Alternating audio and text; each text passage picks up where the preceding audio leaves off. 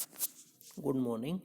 Today's topic is neoclassical theory of resource geography.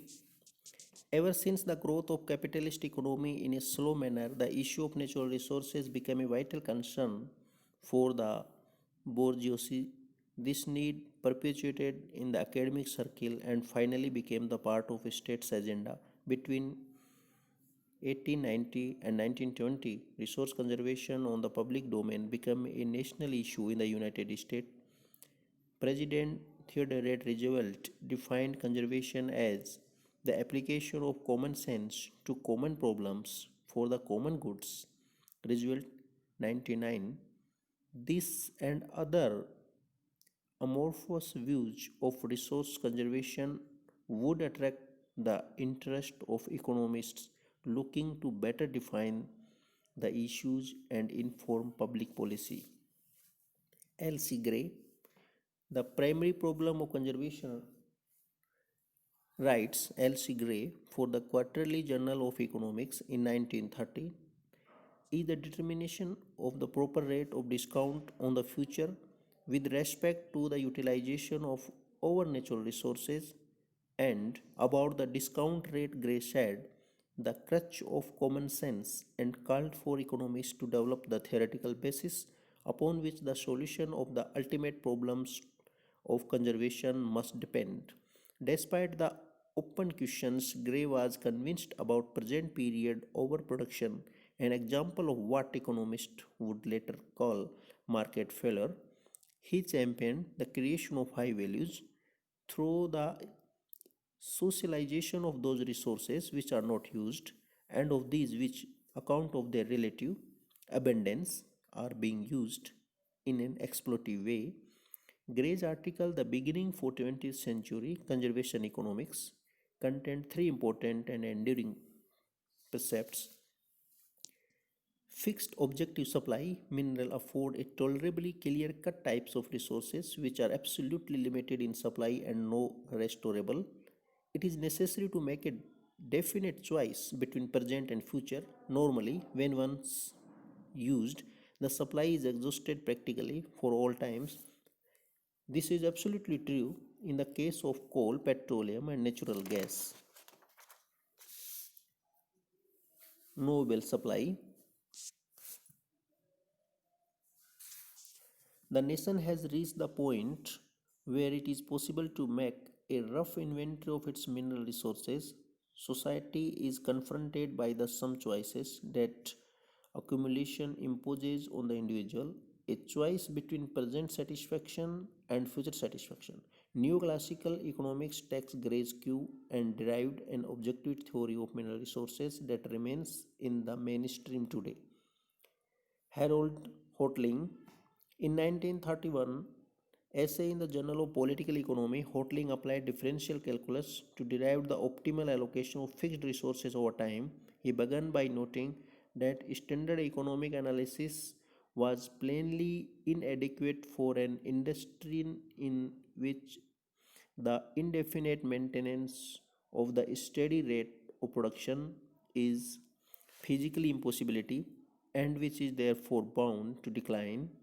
A fixed objective knowable supply was the starting point for Hotelling, as it was for Jevons and Gray. Hotelling showed that if the total resources base was known, fixed and homogeneous, if capital investment was fixed, if the deposits were mined in order of least cost, if the most efficient extraction method were used, if resources price are also known in each time period, for just if profit maximizing automation had perfect knowledge, the resource would be produced and sold at the net price. The rose at the rate of interest over time. This price premium, a depletion value or resources rent, also called Hotelling rent, Hotelling rules and users cost, was a revenue stream that only a fixed supply could command. Ludwig von Mises, in National Movie, which was expanded into Human Action, Ludwig von Mises briefly addressed the theory and political economy of mineral resources. Mises start from the fixity feature of mineral that can be synthetically produced in human time frame, but only found as it were. From this basis, Mises goes on to conclude: first, exhaustibility is causal for human action in local sense. Every single mine or oil source is exhaustible. Many of them are already exhausted, but holistic notion of aggregate supply and future availability are of academic concern and do not matter for the present day conduct of mineral entrepreneurship. Second, acting when faces a variety of mineral resources opportunities, meaning that choices are made at any one time between developing certain deposits and no other some marginal deposits. Because of 1 and 2, the deposit of mineral substances and their exploitation are not characterized by features which would give a particular mark to human action dealing with them.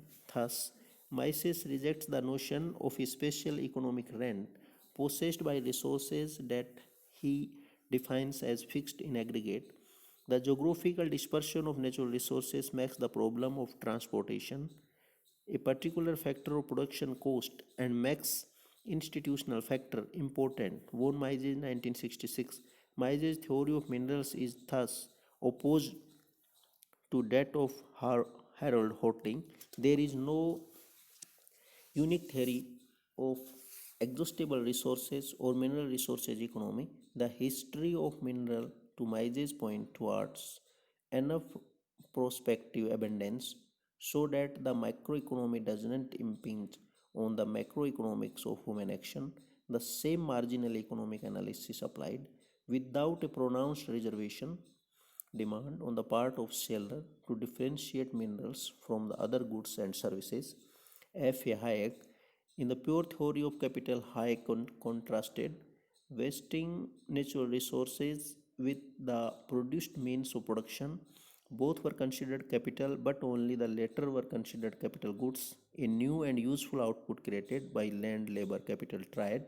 Hayek was weighed to Hotelling like fixity, depletion, when he stated that mineral resources are inevitably exhausted by their use and cannot possibly render the same services forever.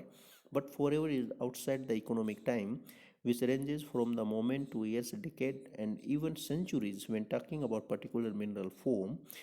To his credit, Hayek understood that a mineral resource firm has to continually find more supply to remain a going concern, but he was in the Hotelling world when he concluded if income is to be maintained permanently at the higher level, which the wasting natural resources make possible, these resources will, as they are exhausted, have to be replaced by produced means of production. Thank you.